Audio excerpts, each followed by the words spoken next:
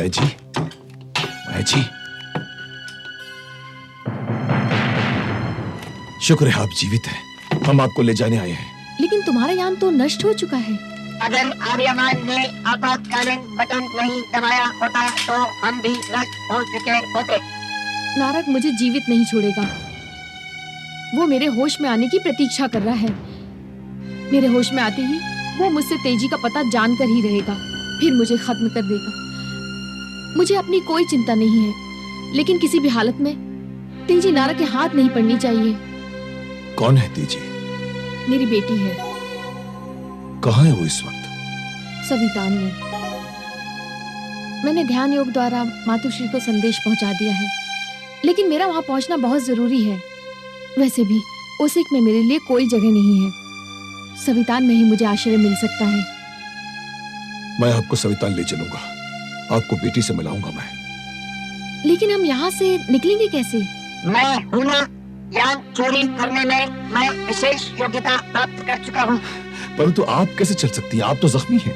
हम सवितान की बहनें अपना जख्म खुद भर सकती हैं। तुम मेरी चिंता मत करो, मुझे चलने फिरने में कोई तकलीफ नहीं होगी।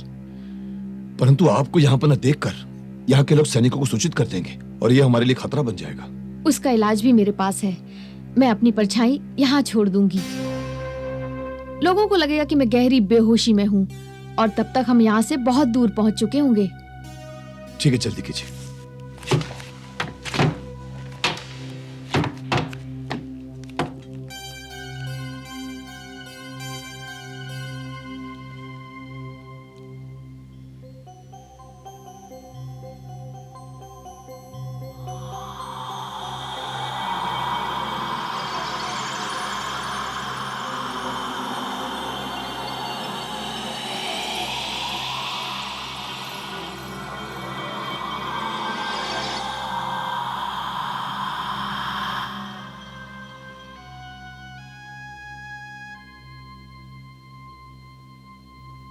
आओ टोबो, चलिए।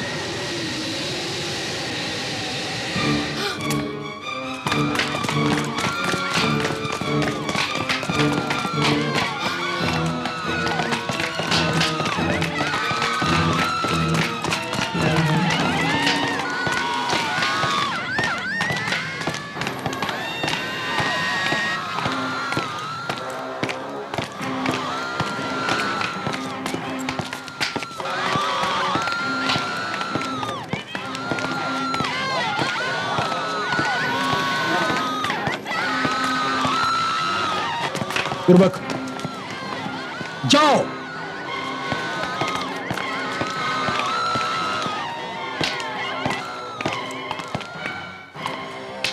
तेजी कहां है? आप कौन हैं? सुना कुर्बक, लोक और परलोक की खबर रखने वाली महासामंत नारक को नहीं जानती। किसी के माथे पर तो नहीं लिखा होता कि वो कौन है, और आपके आचरण से साफ पता चलता है कि आप बेहद बदतमीज और अशिष्ट आदमी हैं, जिसे ये तक नहीं मालूम कि औरतों के आश्रम में किस शिष्टाचार के साथ प्रवेश किया जाता है। मैं तुमसे शिष्टाचार सीखने नहीं, अपनी बेटी को लेने आया हूं। ओह, नारक, तेजी यहाँ नहीं है। देखिए, इससे पहले मैं कोई कहर बर्पा करूं, मेरी बेटी को मेरे हवाले कर दो, मैं चुपचाप यहां से चला जाऊंगा। मैं तुमसे कह चुकी हूँ कि तेजी यहाँ नहीं है। परंतु माया योग संपर्क के द्वारा तुमसे तेजी के बारे में बात कर रही थी। देखिए, अगर मुझे तेजी के बारे में पता नहीं चला तो मैं आपके इस सवितान को खत्म कर दूंगा। इसका अस्तित्व भी ब्रह्मांड से समाप्त हो जाएगा। इसलिए जल्दी बता दो कि मेरी बेटी कहां है।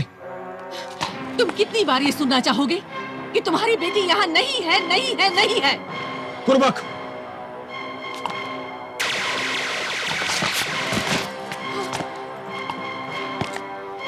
अब भी वक्त है तेरे पास। बता दे मेरी बेटी कहां पर है, वरना तेरा भी यही अंजाम होगा। देख,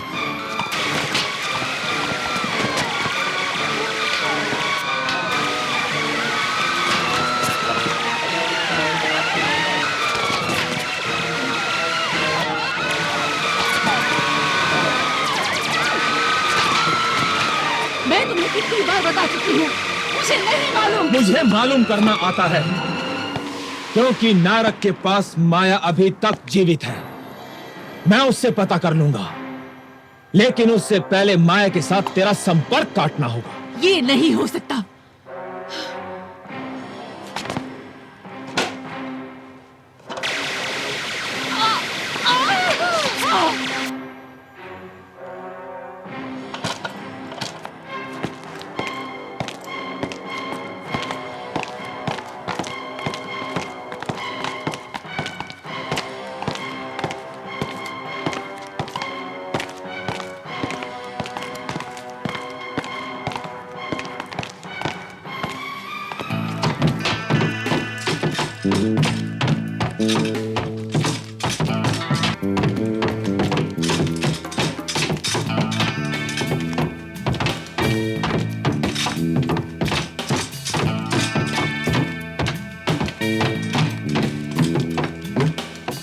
आइए, यहाँ बैठिए। ऑटो।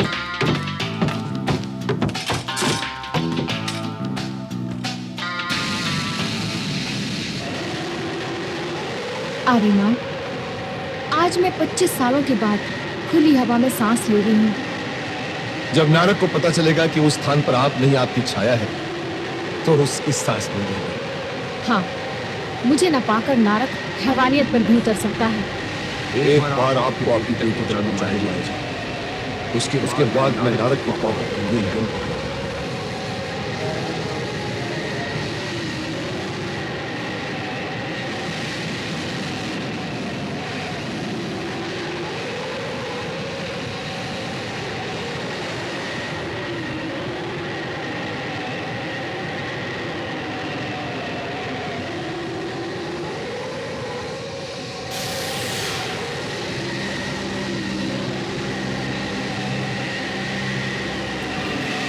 ये क्या? यहाँ पर तो चारों तरफ लाशें पड़ी हुई हैं। किसी वैश्य ने यहाँ पर आकर खून खराबा किया है माया जी। लेकिन मातुश्री कहाँ है? दिखाई नहीं दे रही।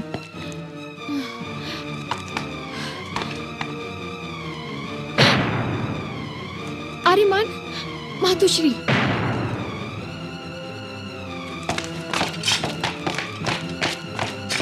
मातुश्री, मातुश्री, मातुश्री, क्या हुआ आपको? आप ठीक तो है ना मातुश्री? माया, मैं तेरा ही इंतजार कर रही थी। माया, ये नौजवान कौन है? ये आर्यमान है, रासा का पुत्र। आर्यमान, रासा का पुत्र? हाँ, लेकिन ये सब किसने किया मातुश्री? नारक। नारक? नारक? नारक यहाँ आया था तेजी को ले जाने। तो क्या नारक तेजी को ले गया? नहीं, उसने मुझसे तेजी के बारे में बार बार पूछा, लेकिन मैंने उसे कुछ नहीं बताया। उसने यहाँ ये कहर बरपा दिया और मेरी मासूम बहनों की जान ले ली। लेकिन तेजी है कहाँ? मैं नहीं जानती, लेकिन जहां भी होगी वो सुरक्षित होगी। तुम्हारा संदेश मिलते ही मैंने उसे यहाँ से निकाल दिया था। मातुश्री, मातुश्री,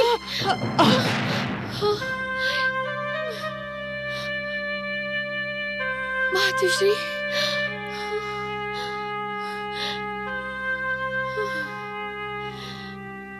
आप यहां पर सुरक्षित नहीं है माया जी। आप हमारे साथ कुरुक्षेत्र चलिए। महान होशिन आपको देखकर बहुत प्रसन्न होंगे। उनके संरक्षण में आप सवितान को फिर से शुरू कर सकती हैं। और तेजी? मातोश्री ने आपसे कहा ना कि तेजी जहां कहीं भी हैं वो सुरक्षित है। आपको तेजी एक न एक दिन जरूर मिलेगी। पूर्वक माया को जीवित रखना ही होगा, क्योंकि उसके सिवा किसी और को मेरी बेटी का पता मालूम ही नहीं। सिर्फ माया ही कभी भी अपनी बेटी से संपर्क स्थापित कर सकती है, इसलिए उसका जीवित रहना जरूरी है। आप बिल्कुल ठीक कह रहे हैं महासामंत नारक। आओ कुर्बक।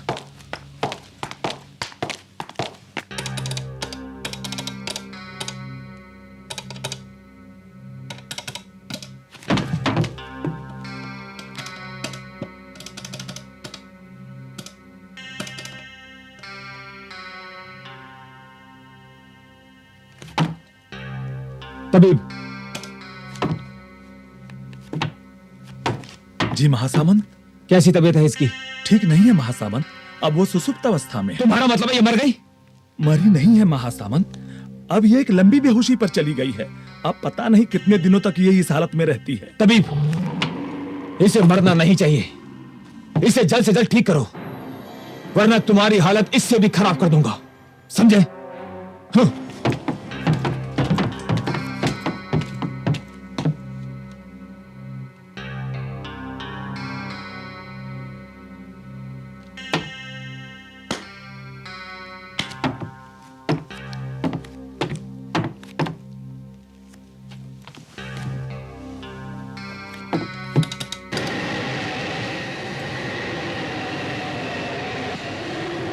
आर्यमान, तुम गुरु होशन की आज्ञा तोड़कर थान गए थे। तुम्हें डर नहीं लग रहा उनके पास जाकर? कम से कम तुम उन्हें सूचित तो कर दो कि तुम आ रहे हो। बुजुर्गों ने कहा है माया जी, माता पिता और गुरु के पास बिना बुलाए जाया जा सकता। और रही नाराजगी की बात, तो मेरे गुरु होशन तो साक्षात क्षमा की मूर्ति है। चिंता मत करिए, सब निश्चित रहिए।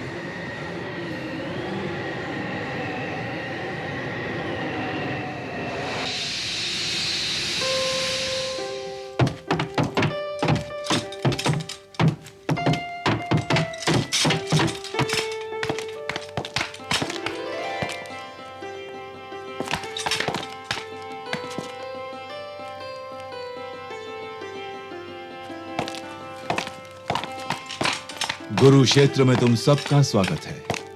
प्रणाम गुरुदेव। सत्य का कवच तेरे साथ।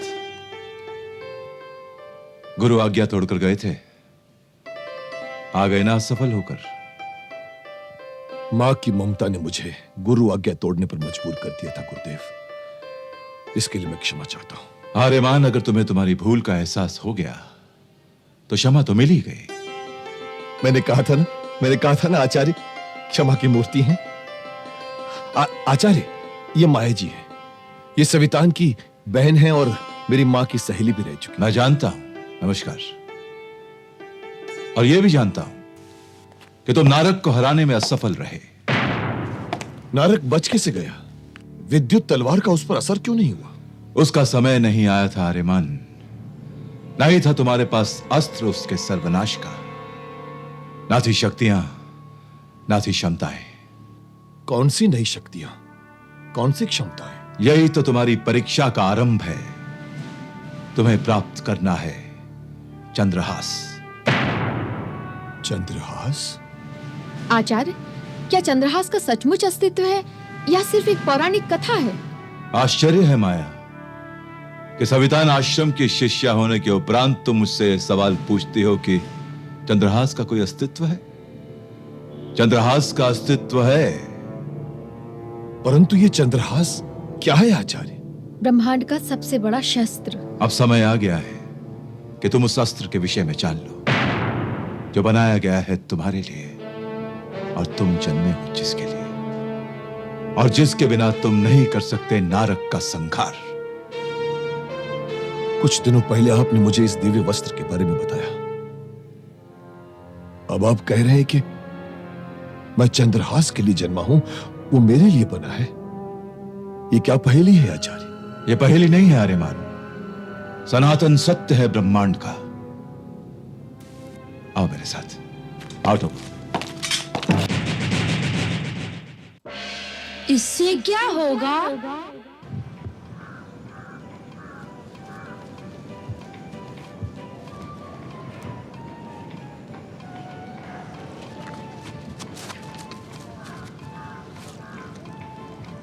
ये आप क्या कर रहे हैं? पौधा लगा रहा हूं। इससे क्या होगा? इससे ये पौधा बड़ा होकर एक खूबसूरत पेड़ बन जाएगा। फिर इससे क्या होगा? उससे हमारा वातावरण स्वच्छ और प्रदूषण रहित हो जाएगा। उससे क्या होगा? उससे तुम ताजी हवा में सांस ले पाओगे। और उससे क्या होगा? उससे तुम्हारे लंग्स यानी कि फेफड़े कभी खराब नहीं होंगे। और उससे क्या होगा? उससे तुम कभी बीमारी नहीं पड़ोगे। अच्छा, आप ये बताओ कि उससे क्या होगा? उससे मैं तंदुरुस्त बनूंगा और एक दिन मैं बड़ा खिलाड़ी बनूंगा। अरे वाह, शाबाश। दोस्तों, आप लोग भी समझ गए होंगे कि इससे क्या होगा।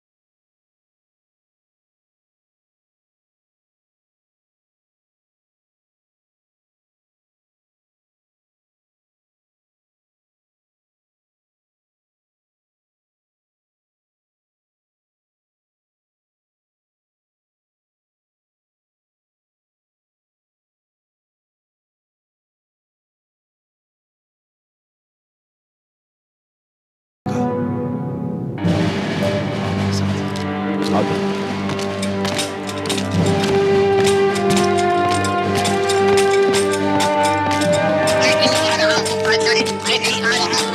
अरे, तू तो मनुष्य की भाषा बोलने लगा है क्या?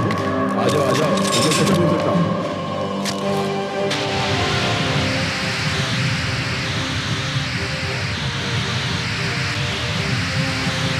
आओ।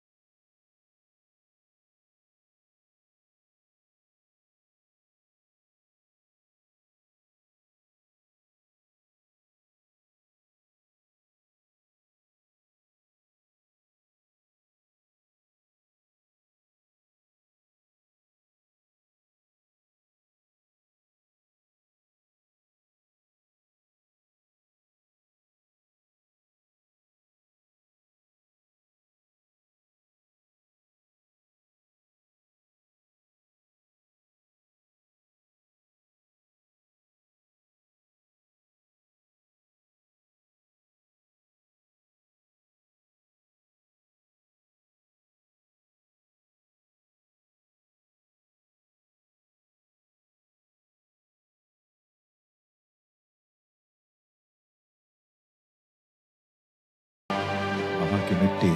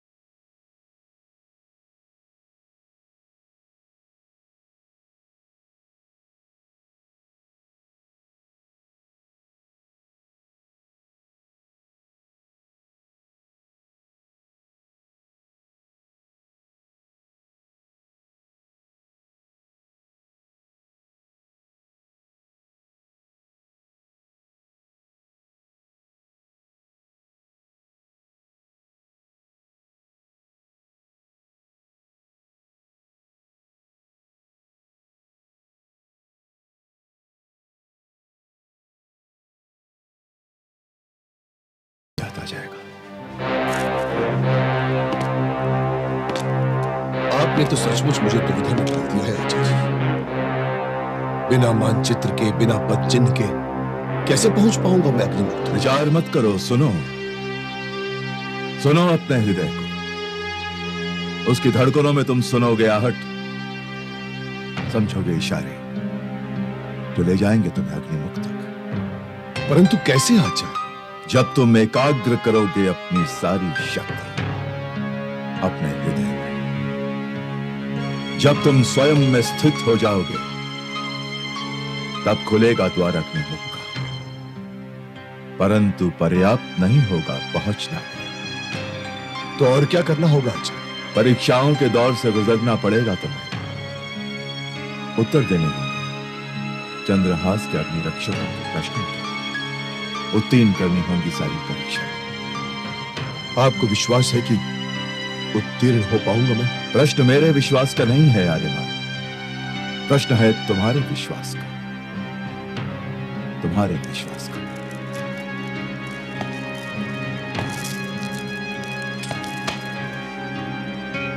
प्रस्थान करो कल सुबह चंद्रहास को प्राप्त करने के लिए।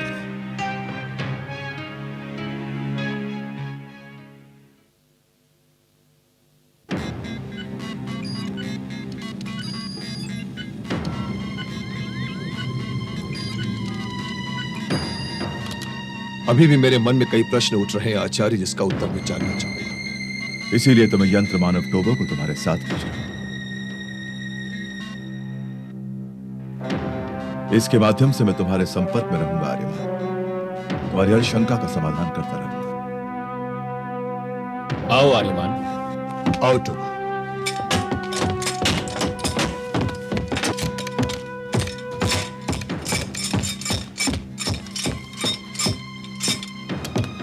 वो देखो। आर्यमान, यह स्तंभ कुरुक्षेत्र के उत्तरी भाग में है। इसके गुंबद में एक विशेष यान है जो तुम्हें चंद्रहास तक ले जाएगा। इस यान में मैंने तुम्हारा दिव्य वस्त्र बिगाड़ दिया है। इस यान की विशेषता यह है आर्यमान कि यह प्रकाश की गति से भी तेज चलता है और आने वाले हर संकट का संकेत दे देता है। परंतु ये स्तंभ तो यहां से बहुत दूर होगा ना गुरुदेव, हम लोग वहां तक पहुंचेंगे कैसे? तुम दोनों वहां सामने खड़े हो जाओ। मैं तुम दोनों के शरीरों को प्रकाश कणों में परिवर्तित कर दूंगा। तुम तुरंत गुंबद में पहुंच जाओगे। वहां से ज्ञान जा, प्रस्थान की तैयारी कर। जो आगे गुरुदेव। चलो टोबो। हम तैयार हैं गुरुदेव। गुरु श्यामला, जो आगे।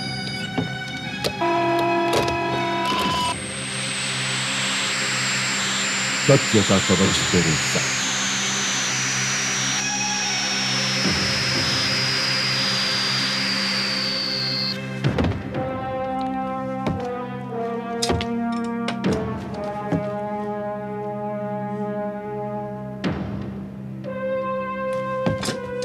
आर्यमान, तुम गुंबद में पहुंच चुके हो।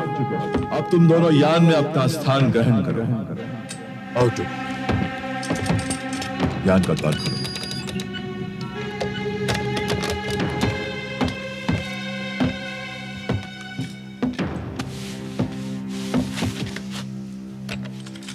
अब तुम टोबो के सीने पर संपर्क का बटन दबाओ।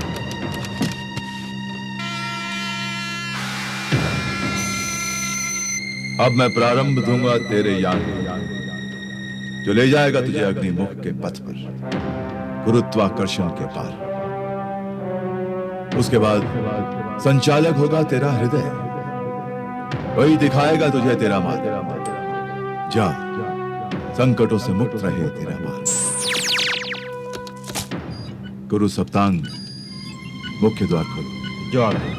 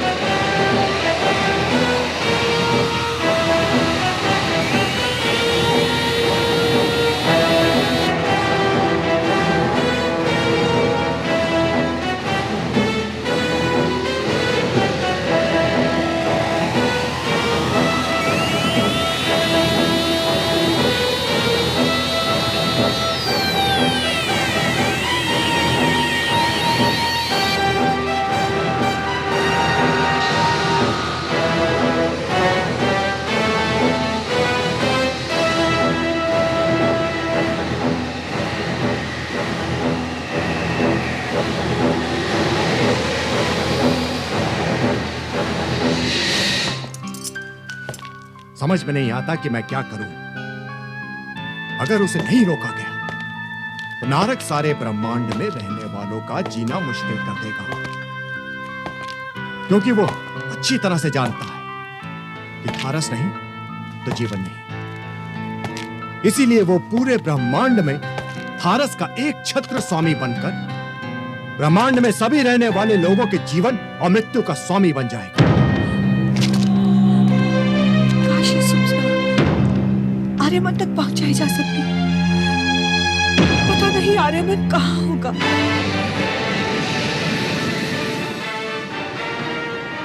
मगर आर्यमान, ये अग्निमुख है कहाँ? मेरी गणना के मुताबिक तो ये अग्निमुख नाम का स्थान नक्शे पर कहीं दर्ज ही नहीं है। टोबो, अग्निमुख आर्याना आकाश गंगा का ग्रह नहीं है, इसीलिए इसका मानचित्र तुम्हारे यांत्रिक दिमाग पर दर्ज किया ही नहीं। अग्निमुख आर्याना आकाश गंगा से बहुत दूर कहीं स्थित है। तो ये सिद्ध हो गया कि मानव ने यंत्र मानव को अपनी सारी शक्तियां नहीं दी हैं। जिन्होंने तुम्हें बनाया होगा उन्हें शायद ये अंदाजा नहीं होगा कि एक दिन तुम्हें आर्याना आकाश गंगा की सीमा के बाहर भी जाना पड़ेगा बड़े भाई। हाँ, ये बात हो सकती है, परंतु एक बात बताओ, महान योशिंग ने इस यान को दिशा दी तो ये यान अपने आप जा रहा है, मगर अग्निमुख तक ये यान कैसे पहुंचेगा? तो वो जब ये यान इस ग्रह की गुरुत्वाकर्षण की सीमा से बाहर निकल जाएगा तो इसका संचालन स्वयं मेरे हाथ में आ जाएगा। याद नहीं गुरुदेव ने कहा था कि संचालक होगा मेरा हृदय। अग्निमुख तक जाने का मानचित्र खुद ब खुद मेरे हृदय में प्रकट हो जाएगा, ये कहा था गुरुदेव ने। देखते हैं कैसे।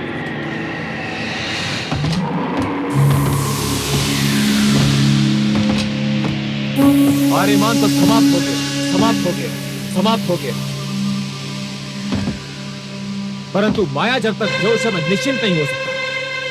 पूर्वक इसलिए माया का जीवित रहना जरूरी है। और थारस के लिए आपकी भावी योजना क्या है महासामंत नारद? धीरे धीरे थारस पर मेरा एक अधिकार है। मैं थारस को अधिक से अधिक मात्रा में निचवाकर उसका गुप्त रूप से संग्रह करूंगा। ओमियान की पैनी निगाहों से बचने के लिए मैंने नए ग्रहों को निवेश बनाकर वहां थारस के भंडार स्थापित करूंगा और दूसरे ग्रहों से दास ला लाकर वहां बसाऊंगा।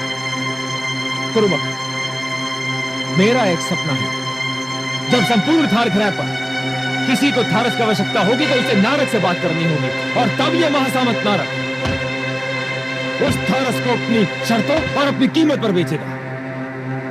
कुरुबक, एक बात मत भूलना, थारस आर्याना की प्राण है, और जिसके बस में थारस होगा उसके बस में आर्याना के प्राण होंगे। और शुक्रान, उसके लिए आपकी क्या योजना है महासामंत नारद?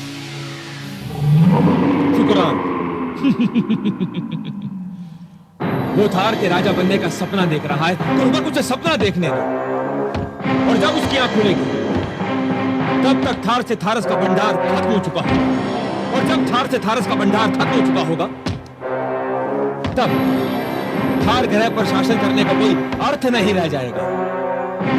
महासामंत नारद, मैं दाद देता हूं आपके दिमाग की और उसकी सोच की। इसीलिए तो हम संपूर्ण ब्रह्मांड पर विजय प्राप्त करने का सपना देख रहे हैं।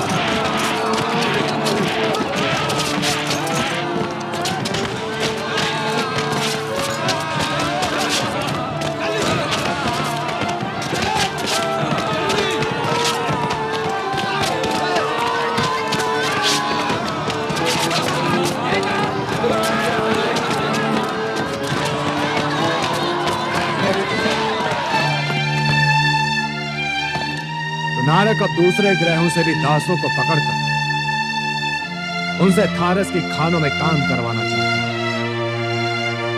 यानी आर्याना के दूसरे ग्रहों पर भी नारद दास प्रथा शुरू कर रहा है।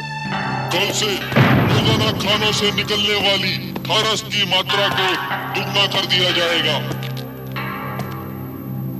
क्योंकि अब मजदूरों की संख्या दुगनी हो गई है। इसीलिए मात्रा में जरा भी कमी बर्दाश्त नहीं की जाएगी।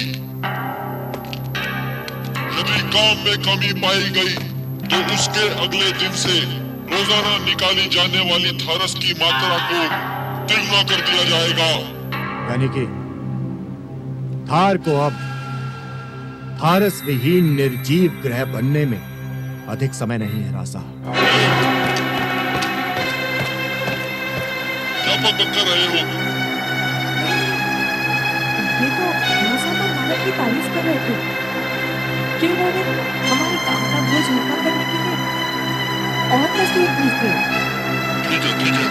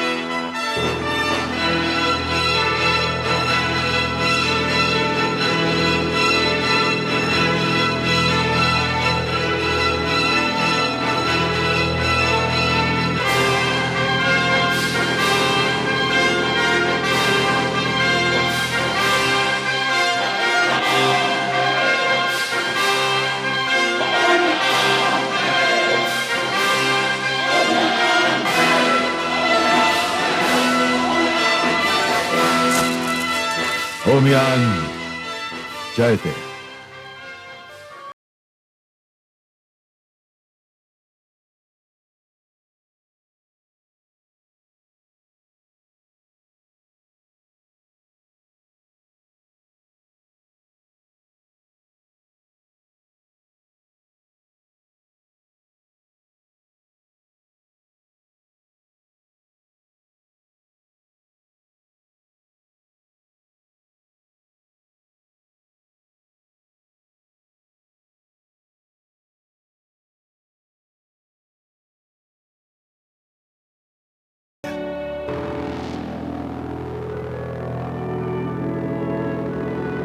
सुना है थार गृह में दास प्रथा की शुरुआत हो गई है। इसीलिए बुलाई गई है यह आपातकालीन बैठक, इसीलिए सभा हो रही है ओमियान की।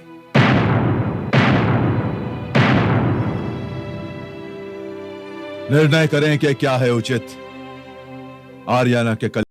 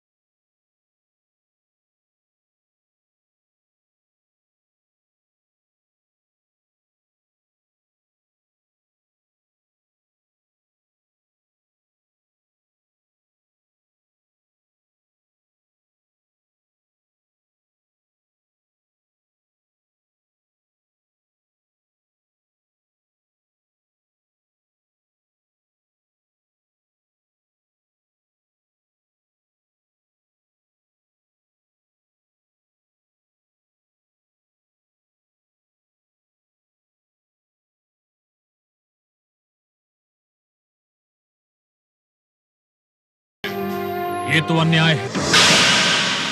ओमियान का संविधान कहता है कि ओमियान किसी भी ग्रह के अतिरिक्त मामलों में हस्तक्षेप नहीं करेगा। ये आंतरिक मामला नहीं है, ये शोषण है। ये सत्ता और राज्य शक्ति का दुरुपयोग है। नारक व्यापारी है और थार एक स्वतंत्र राज्य। एक स्वतंत्र राज्य किसके साथ और कैसे व्यापार करता है, इसका निर्णय लेने का अधिकार ओमियान को नहीं है। क्या ये सत्य है महान हुशिन? यही है सत्य।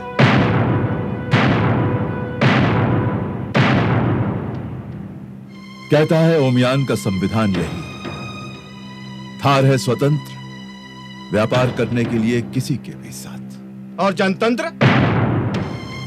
इसका क्या महान हुशिन? थार में जनतंत्र की हत्या होती रहे और ओमियान मूक दर्शक बना देखता रहे, कैसे संभव हो सकता है महान हुशिन? दुर्दान है सम्राट थार का। थार के लिए कौन सी है उचित राजनीतिक व्यवस्था, इसका निर्णय उसका अधिकार है। अधिकार आर्यमान का था, दुर्दान का नहीं। आर्यमान की अनुपस्थिति में दुर्दान हो सकता था सम्राट थार का। हो सकता था, नहीं महान हुशिन, बना दिया गया। ये थार के साथ अन्याय है। जब तक सत्य का पता नहीं चल जाता, ऐसे निराधार आरोप लगाना उचित नहीं है। नहीं नहीं, ये नहीं हो सकता, ये अन्याय है। ये क्या बात करते हैं, ये अनुचित है। ये थार की जनता का शोषण है, ये नहीं होना चाहिए। ये अनुचित है महान हुशिन, आप हमारी बात सुनिए। ये एक तरह से थार की जनता का अपमान है। ये बिल्कुल बर्दाश्त नहीं किया जाएगा। शांति शांति शांति। ओमियान की सभा में मत डाल के इसका निर्णय होगा कि ओमियान को क्या करना चाहिए। निर्णय स्पष्ट है महान हुशिन। दुर्दान, नासा और नारक के विरुद्ध समुचित कार्यवाही करनी ही चाहिए। आश्चर्य की बात है महान सप्तांग, बिना मत के निर्णय की घोषणा कर रहे हैं। शांत हो जाओ तुम। जो दुर्दान, नारक, नासा के विरुद्ध कार्रवाई करने के पक्ष में हैं, पहले वो अपना मत दें।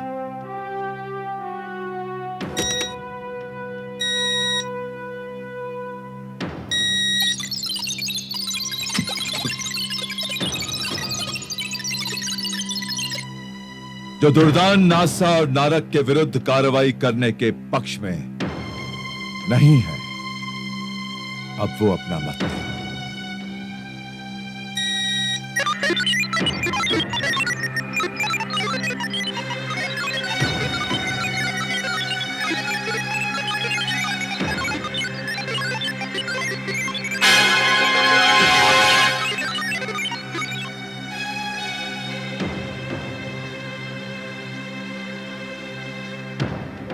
ओमियान की इस सभा ने बहुमत से यह निर्णय लिया है कि दुर्दान नासा और नारक के विरुद्ध कार्रवाई अवश्य होनी चाहिए। कार्रवाई होगी। ओमियान जय। ओमियान ओमियान राहु, मैं ओमियान के प्रतिनिधि मंडल को थार नहीं पहुंचने दूंगा। कैसे? ओमियान के अंतरिक्ष यान को मैं मार्ग में ही अपने सैनिकों से खत्म करवा दूंगा। नारक, ये मत भूलना कि उस प्रतिनिधि मंडल में मैं भी रहूंगा। पूरी आरियाना आकाश गंगा तुम्हारे पीछे पड़ जाएगी और तुम्हारे छिपने का किसी ग्रह पर कोई स्थान नहीं मिलेगा। तो फिर मैं क्या करूं? बस इतना कि ओमियान नाराज हो जाए और उनका क्रोध तुम पर नहीं किसी और पर उतरे। इसका तो बहुत सरल मार्ग है। थार में ओमियान के प्रतिनिधि मंडल का ऐसा स्वागत हो जिसकी उन्होंने कभी कल्पना भी नहीं की होगी। कैसा स्वागत महासामंत नारक? पहले ओमियान के प्रतिनिधि मंडल को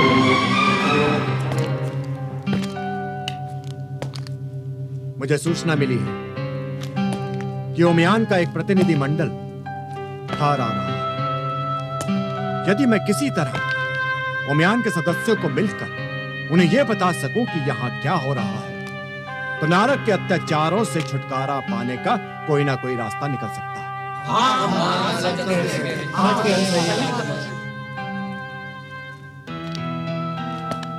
अब समस्या यह है कि ओमियान के सदस्यों तक पहुंचा कैसे जाए।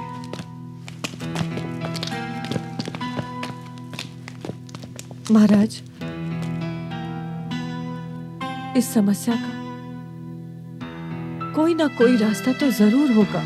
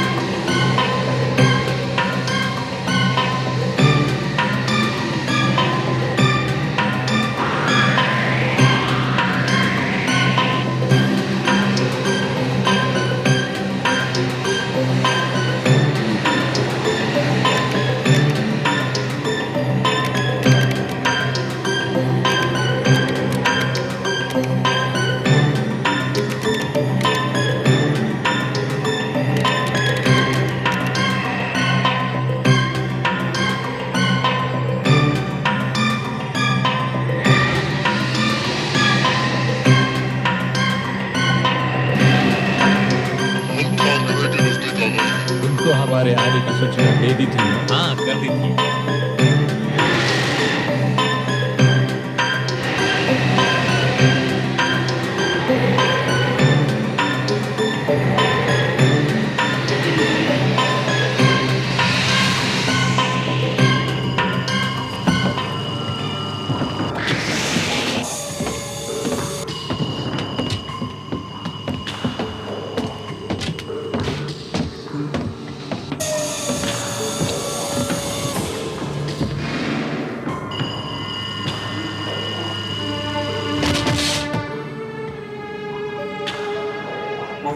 ओमियान के प्रतिनिधि मंडल का थार में स्वागत है।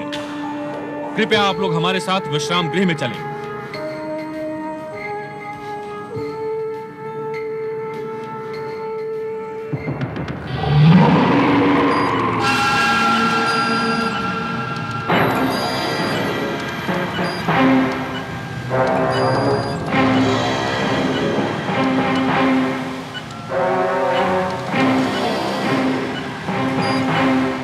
ओमियान के सदस्यों को तब इतना आश्चर्य हो जब उन्हें विश्राम गृह की जगह कारावास में ले जाकर बंदी बना दिया। थार के सैनिकों को इतना आश्चर्य होगा कि कोई उनके स्वागत से पहले ही ओमियान के पूरे प्रतिनिधि मंडल को अपहरण करके ले गया। क्यों कुर्बान? एक साधारण सी बढ़ती कितनी उपयोगी हो सकती है।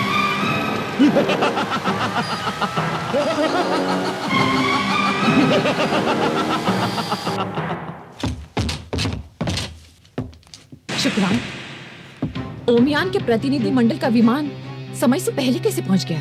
केवल यही नहीं महारानी, वो लोग अंतरिक्ष यान से निकल भी चुके। बिना राजकीय स्वागत के वो कहाँ जा सकते हैं? हमारी सेना के अलावा तो यहाँ कोई नहीं था।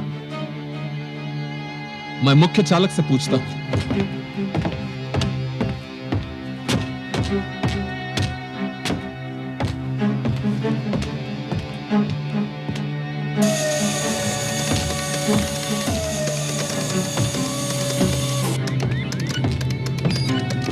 आप ही इस अंतरिक्ष यान के मुख्य चालक हैं? जी हाँ। तो फिर ओमियान का प्रतिनिधि मंडल कहाँ है? वो लोग तो आपके सैनिक और उनके नायक के साथ ही चले गए। लेकिन हम तो अभी अभी पहुंचे हैं। लेकिन वर्दी से तो वो लोग आपके सैनिक ही लगते थे।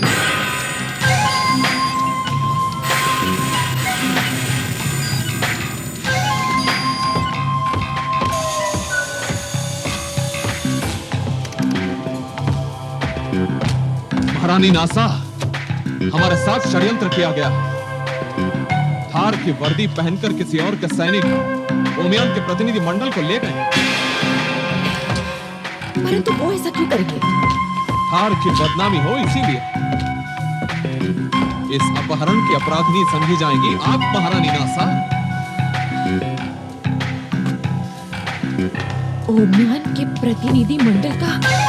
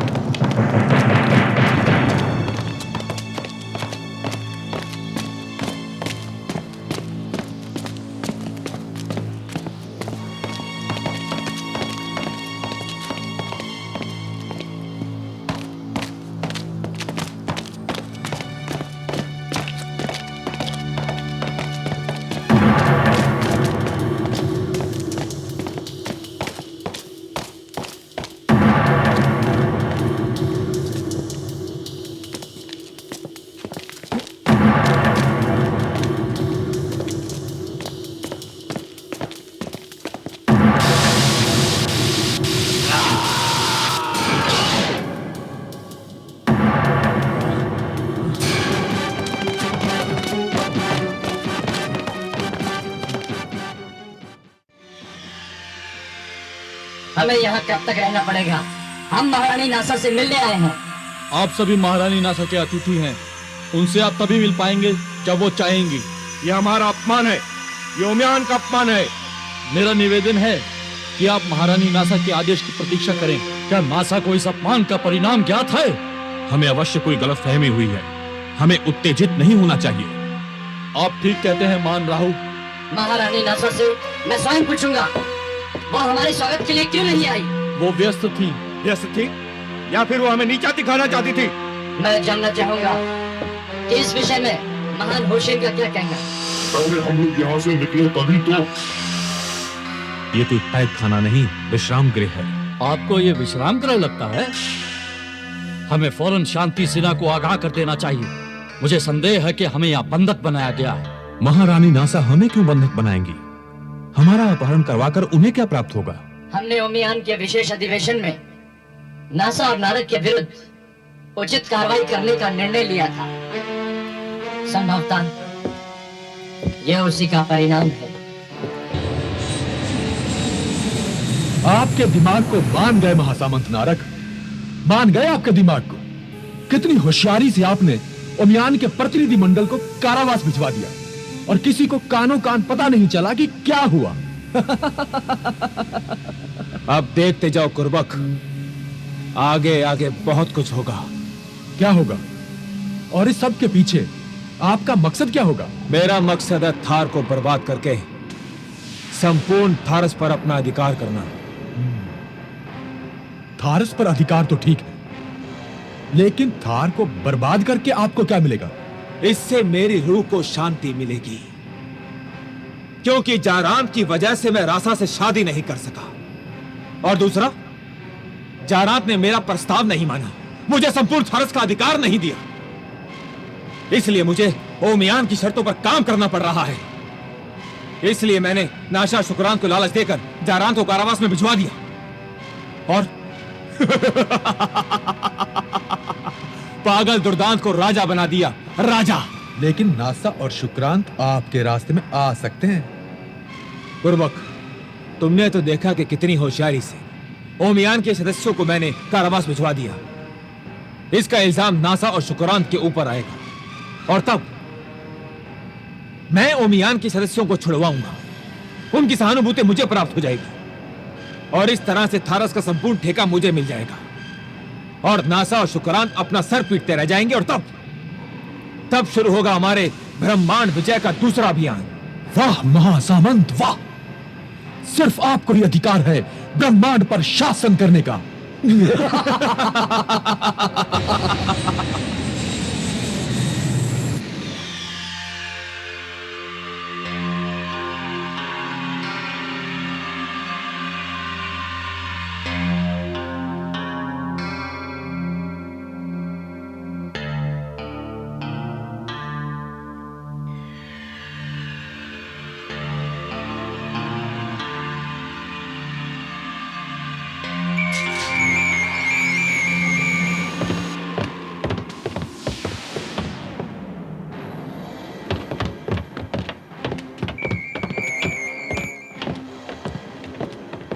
आश्चर्य है, महान ओमियान के सम्मानीय प्रतिनिधि मंडल के साथ ऐसा व्यवहार, ऐसा अपमान धिक्कार है।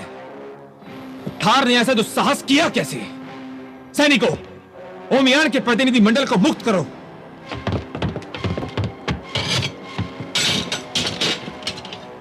ओमियान आपका अत्यंत आभारी है महासामंत नारक, क्योंकि यहां आपने समय पर आकर हमें मुक्ति दिलाई। ओमियान ने सदैव ही मुझे गलत समझा है महान राहु। मैंने तो सदैव ही ओमियान का समर्थन किया है, परंतु ओमियान ने मुझे संदेह की दृष्टि से देखता रहा। यह तो स्पष्ट हो गया कि महासामंत नारक ओमियान के कितने शुभचिंतक हैं। यद्यपि ये भी कुछ कम आश्चर्य की बात नहीं कि महासामंत नारक को ये कैसे पता चला कि ओमियान का प्रतिनिधि मंडल यहाँ आने वाला है और उसका अपहरण किया जा सकता है। ओमियान अभी भी मुझ पर संदेह कर रहा है। यह मेरा दुर्भाग्य है महान राहु। ये महासामंत नारक के साथ अन्याय है कि हम उनकी सहायता के बदले उन पे ही संदेह कर रहे हैं। महान राहु, आप ठीक कह रहे हो। हमें सर्वसम्मति से महासामंत नारक का धन्यवाद करना चाहिए। इसकी कोई आवश्यकता नहीं है।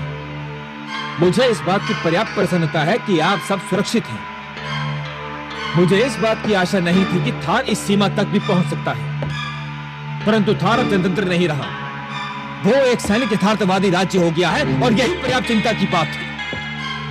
परंतु ओमियान के प्रतिनिधि मंडल का अपहरण, हम तो थार को इसी विषय पर चेतावनी देने गए थे। असल बात तो यह है कि हम थार के साथ तुम्हें भी चेतावनी देने आने वाले थे। चेतावनी? और मुझे? महान राहु, मैंने तो कोई अन्यायपूर्ण कार्य भी नहीं किया है।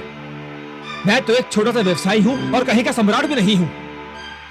महान राहु, मैं तो ओमियान को यह सलाह देने आया था कि थार की राजनीतिक अस्थिरता को देखते हुए थारस की खानों का स्वामित्व उसके अधिकार से लेकर किसी ऐसी संस्था के सुपुर्द कर देना चाहिए जो प्रबंध कुशल हो। आपका संकेत किस तरफ है महासामंत नारक?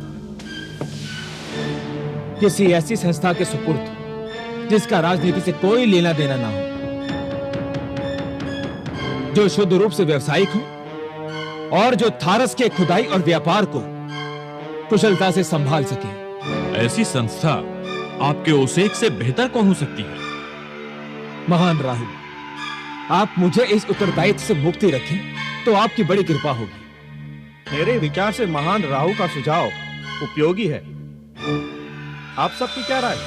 ये तो निश्चित है कि थार के खानों का भविष्य थार के हाथों में सुरक्षित नहीं। यह अधिकार किसी न किसी को तो सौंपना ही होगा, तो उसे को क्यों नहीं? मेरा सुझाव ये है कि थार के खानों का प्रबंध महासामंत नारद के ओसेक के सुपुर्द कर दिया जाए।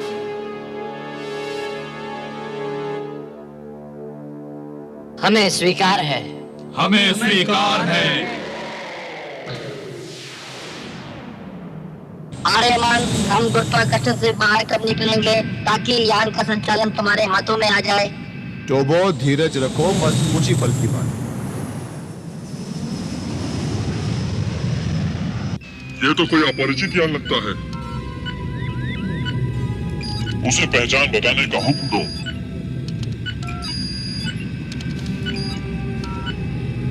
अपनी पहचान दो।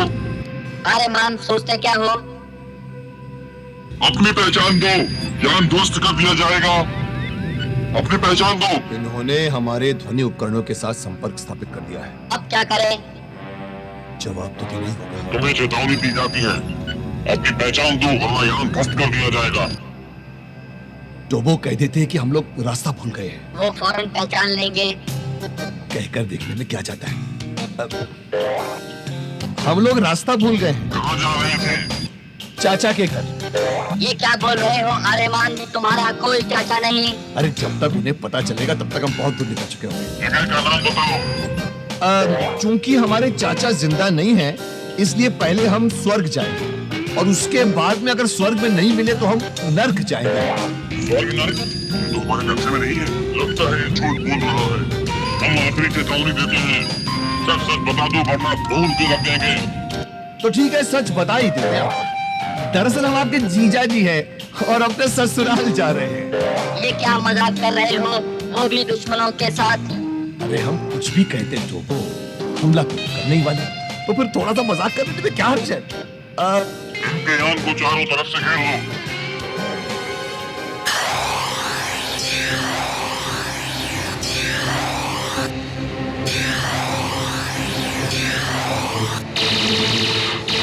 देखा, हंस गए ना? मजाक का नतीजा देख लिया ना? अजीब सैनिक है, मजाक भी नहीं समझते। अभी चक्कर को मजाक।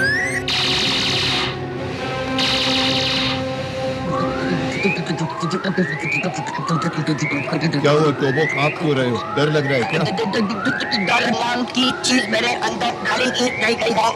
लगता है गुरुदेव रोशन का कोई संदेश आया है। जल्दी से बटन दबाओ मेरा, जल्दी से बटन दबाओ मेरा, बटन दबाओ, बटन दबाओ।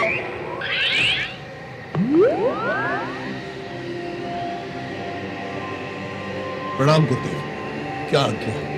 आर्यमान, शत्रुओं से घिरे हुए हो, सामना करके समय नष्ट करना व्यर्थ है। नियंत्रित करो अपना यान और प्रकाश गति से भी तीव्र निकल जाओ, नहीं पकड़ पाएंगे तुम्हें शत्रुओं के यान। जो आज्ञा गुरुदेव। सत्य का कवच तेरे साथ।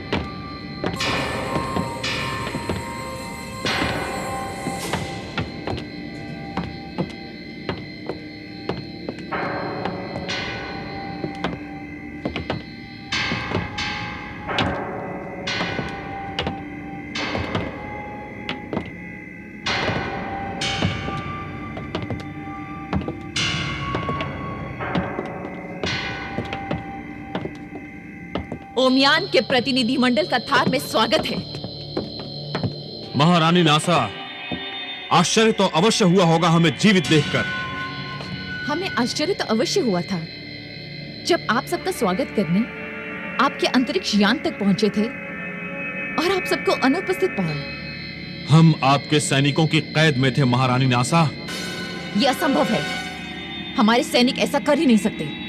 और यदि किसी ने ऐसा किया तो उसे अवश्य दंड मिलेगा।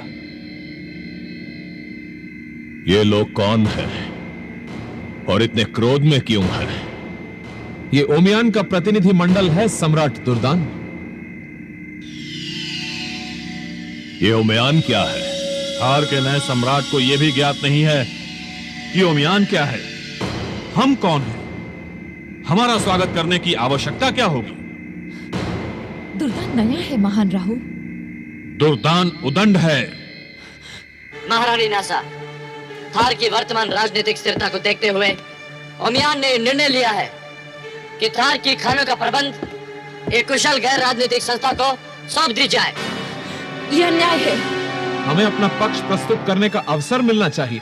थार में जनतंत्र समाप्त करके सैनिक शासन लागू करने से पहले आप लोगों ने ये नहीं समझा कि ये ओमियान के संविधान की अवहेलना है। थार में कौन सी राजनीतिक व्यवस्था चलनी चाहिए, इसका निर्णय करने के लिए थार स्वतंत्र है। स्वतंत्र है मगर निरंकुश नहीं। थार की निरंकुशता का परिणाम थारस की खानों को भुगतना पड़े, इसके लिए ओमियान तैयार नहीं। थारस पर पूरे ब्रह्मांड को अधिकार है, इसलिए उसकी खुदाई और वितरण का योग्य प्रबंध ओमियान का संकल्प है। और ओमियान ने सर्वसम्मति से थारस की खानों का प्रबंध एक व्यक्तिगत व्यापारिक संस्था के सुपुर्द करने का निश्चय किया है। हम केवल यह सूचित करने आए थे। चलिए।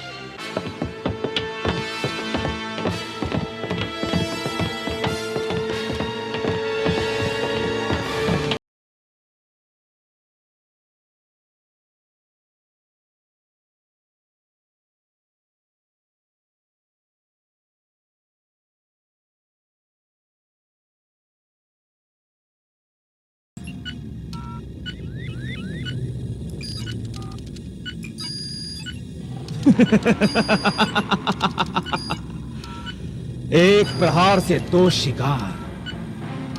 ओमियान को मेरे विरुद्ध निर्णय लेने का सबक मिल गया होगा। अब हमें थारस की आय में से नासा को हिस्सा नहीं देना पड़ेगा।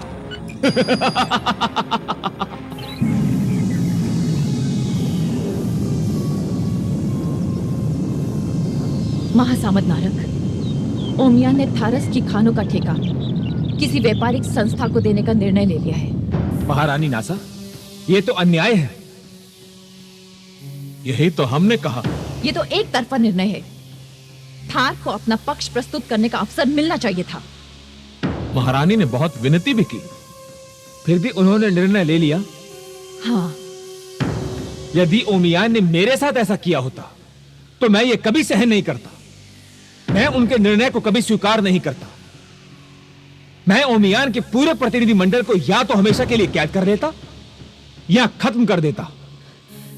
महासामंत नारक, वो तो हम पर आरोप लगा रहे थे कि हमने उन्हें कैद में रखा। तो उन्हें मुक्त किसने किया? ये उन्होंने नहीं बताया महासामंत नारक। केवल इतना कहा कि थारस की खानों का प्रबंध वो किसी व्यापारिक संस्था को ही देंगे। संभव है कि वो इस बारे में आपसे बात करें। यदि वे मुझसे पूछेंगे तो मैं अस्वीकार कर दूंगा। आप दोनों मेरे मित्र हैं और मैं आपके विरुद्ध ऐसा कोई कदम नहीं उठाऊंगा जिससे हमारी दोस्ती को कोई चोट पहुंचे। नहीं महासामंत नारक, बजाय इसके कि थारस की खानों का प्रबंध किसी और के हाथ में जाए, उचित होगा कि वो आपके हाथ में रहे।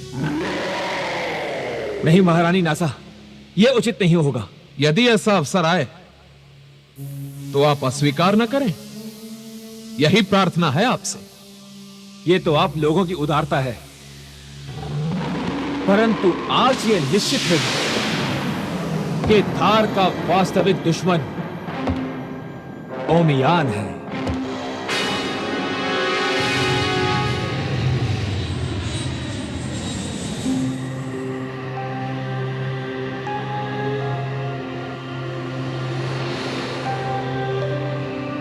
तो वो हम कुरुक्षेत्र के गुरुत्वाकर्षण सीमा से बाहर निकल आए हैं और गुरु होशिंग के मुताबिक इस यान का संचालन मेरे हाथ में आ भी गया है, परंतु मेरे हृदय में कोई चित्र या मानचित्र अभी तक उभरा नहीं है जो हमें दिशा निर्देश दे सके। कोशिश करो और कोशिश करो आर्यमान, रास्ता मिलेगा, चित्र बनेगा और कोशिश करो। कोशिश कर रहा हूँ प्रभु, कोशिश कर रहा हूँ, मगर मेरे दिमाग में कोई चित्र नहीं उभरेगा। ऐसा लगता है कि मेरा दिमाग पूरी तरह से खाली है। तो ऐसी परिस्थिति में हमें उड़ना नहीं चाहिए, रास्ता भटक जाने का खतरा है आर्यमान। तुम ठीक कहते हो, ऐसे में मंजिल करीब आने के बजाय दूर चली जाएगी।